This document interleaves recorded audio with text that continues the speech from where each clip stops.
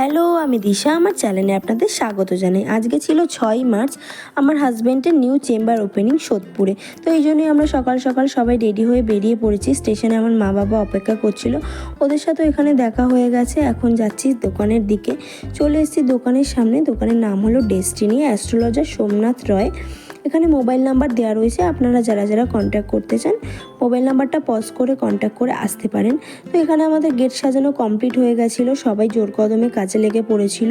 যেহেতু 10টার মধ্যে ঠাকুরমশাই চলে আসবে, হাতে আর বেশি সময়ও ছিল না। এখানে আমার শাশুড়ি মা বসে বসে ফল কাটছিলেন, আর আমার মা পুজো জিনিসপত্রগুলো গোছাতে ব্যস্ত ছিল, আর আমি আর বাপি মিলে দরজাটা সাজিয়েছিলাম। তারপর আমরা বসে বসে এখানে গল্প করছিলাম। তার মধ্যে লক্ষ্মী গণেশও প্রতিষ্ঠা করা হয়ে গেছিলো।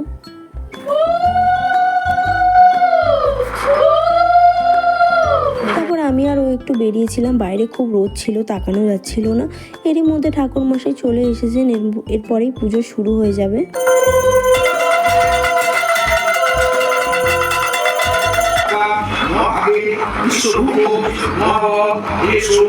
এখানে সবার অঞ্জলি দেওয়া কমপ্লিট। আমরা তারপর সবাইকে প্রসাদ দিয়েছিলাম।